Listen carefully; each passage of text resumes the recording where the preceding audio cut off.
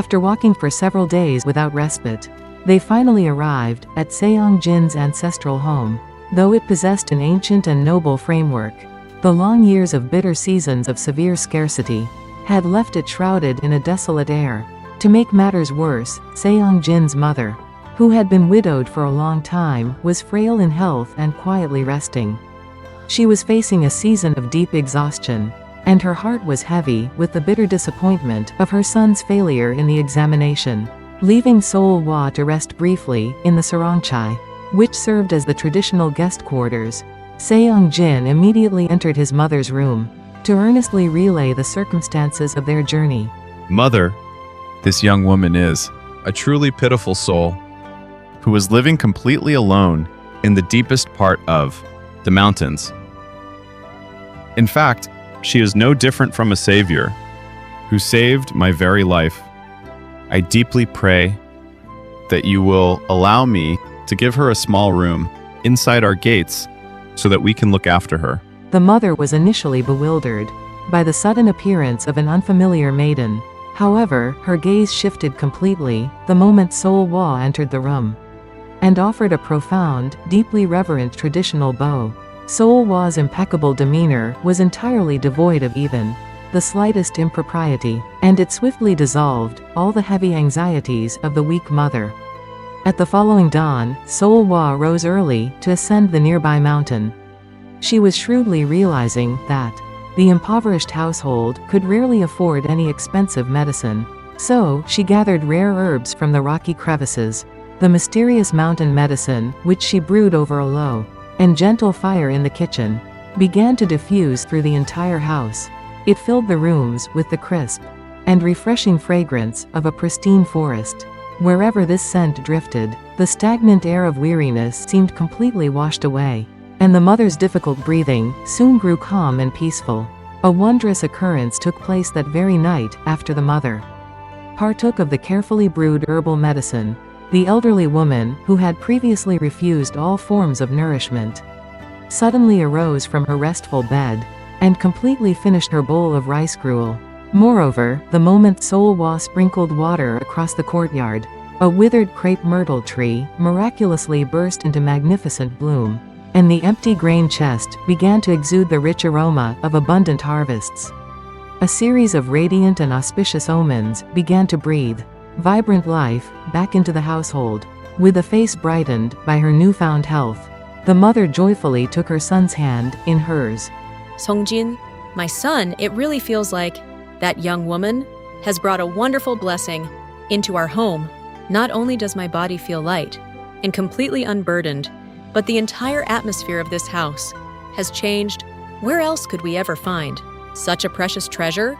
It is my biggest wish that she stays by our side for a very long time. Seong-jin felt a wave of profound relief at his mother's warm acceptance, and he conveyed his heartfelt gratitude to Seol-hwa. Seol-hwa offered a shy and gentle smile in return. Yet, amidst the profound peace that was filling the homestead, her shadow alone retained a distinctly chilling hue. It was lingering quietly in the shaded corners of the room. Seong-jin merely believed it to be a sign of her modest humility. He was entirely unaware that this serene tranquility was but the quiet forewarning before a great storm that would eventually demand a terrible price. When nearly a month had passed since Seol-hwa began staying at the estate, the mother quietly called her son, Seong-jin, into her private quarters.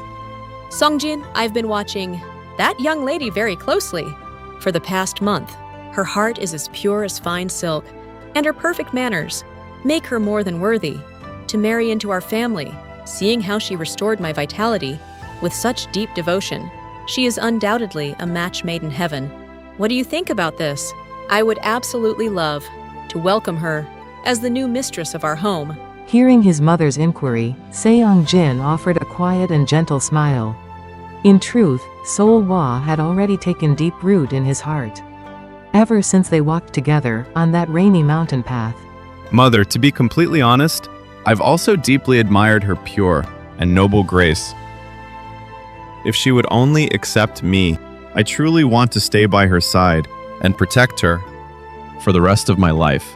The two then requested Seol-hwa to join them, and they sat face to face in the room. The mother warmly took Seol-hwa's hands in her own, conveying her sincere and deep thoughts. My dear lady, after watching you all this time, I find your character so exceptional that I must put aside all hesitation and ask you this. Would you be willing to bind your fate with my Seong-jin and spend the rest of your life with him as husband and wife? Taken completely by surprise by the unexpected question, Seol-hwa was momentarily startled.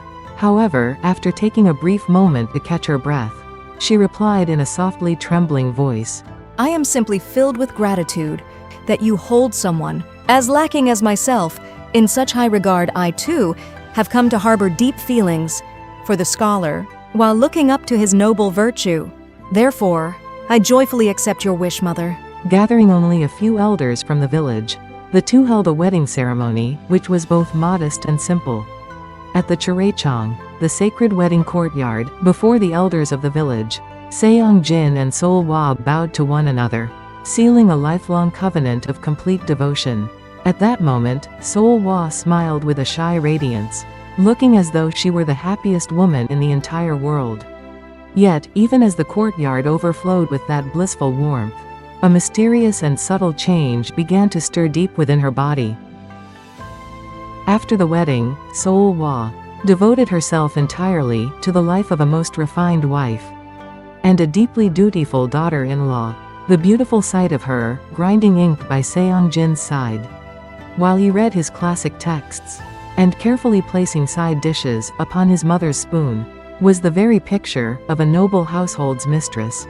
To protect this ordinary and warm daily life, Seol-hwa suppressed and buried the primal instincts, which were stirring deep within her, time and time again.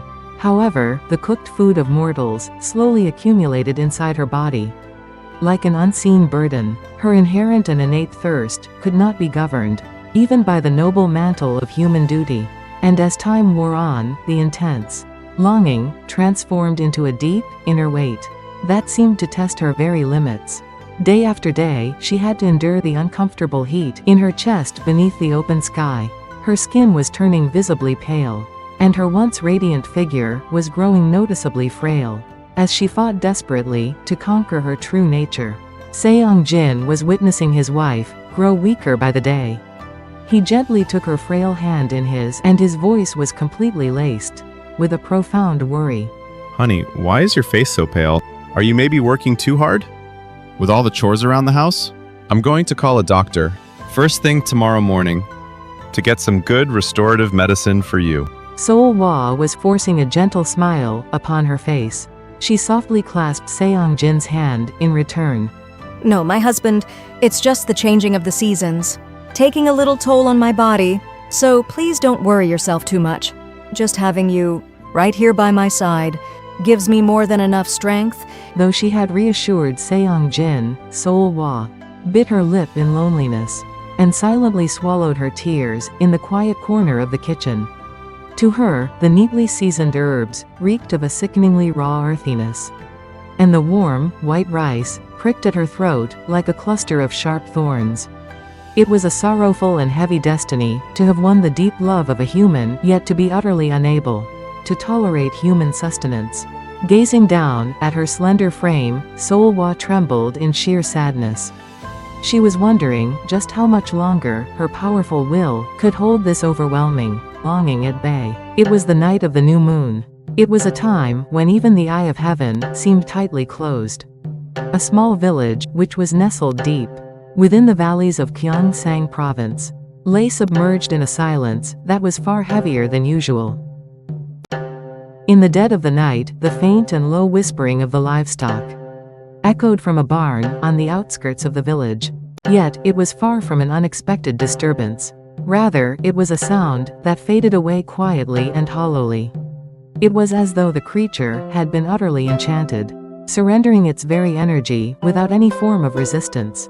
By the following morning, the marketplace was entirely abuzz with the bizarre and unsettling events of the night. Wherever Seong-jin's steps took him, the anxious voices of the villagers reached his ears. Did you hear about this? Neighbor Park's ox was found lying down completely still, without a single scratch on it. It looked as if it had simply fallen into a very deep sleep. The barn door was completely untouched, but it feels like the poor animal's natural energy was entirely taken away. What on earth kind of magic is this? I know, right? According to the elders, whenever a mysterious spirit entered these mountains in the old days, it would always take away the life force, just like this. Could it be that the mountain spirit is angry and is taking back the village's vitality? We really should be careful on the roads at night and keep our doors tightly locked for now. The villagers were deeply terrified by the unidentifiable phenomenon. They merely cowered in fear, blaming the wrath of the mountain god or a mysterious and heavy atmosphere, while doing their absolute best to stay out of any trouble. Upon returning home, Seong-jin found his wife, Seol-hwa, standing in a quiet corner of the courtyard. Yet, curiously, her face, which had been so pale and tired just the day before, now bore a subtle and almost imperceptible trace of vibrant life. Seong-jin was dismissing the commotion at the marketplace as merely an unfortunate event for his neighbors. He genuinely rejoiced at his wife's apparent recovery. Honey, somehow you look like you finally regained a little bit of your strength. Seol-hwa lowered her head in a very shy demeanor. Seong-jin was deeply relieved, and he gently patted his wife's slender shoulders. Some really strange rumors are going around the village right now. So please try not to go outside the front gates for a while and just focus entirely on resting your body. Seong-jin's voice was exceedingly tender, and the household remained as profoundly tranquil as ever. The big uproar in the marketplace seemed like nothing more than an affair belonging to other people, far beyond their walls, and a peaceful silence settled once again over the couple's private sanctuary. Yet, beneath that very stillness, an unimaginable and colossal storm was quietly crouching, just waiting for its moment to strike. Around the time the spring breeze overleaped the walls, and the plum blossoms in the courtyard burst into bud, the appearance of his wife, Seol-hwa, grew noticeably more haggard by the day. Her exquisite skin, once like a skein of fine silk, lost its radiant luster and took on a pale, translucent hue, while her thinning wrists brought a sharp pang to the heart of anyone who beheld her.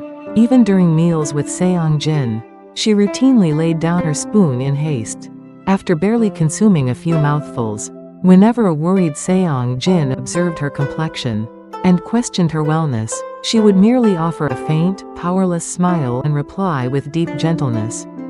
Strangely, these days I frequently feel an unsettling fullness and find it difficult to digest my food. My dear husband, I am perfectly fine, so please do not worry over me and finish your meal. Only when you are robust and healthy can my own mind be truly at ease. Conversely, Seong-jin, who remained by the side of such a wasting wife, paradoxically grew more robust in physique by the day, a noble and wealthy vitality glowing upon his countenance.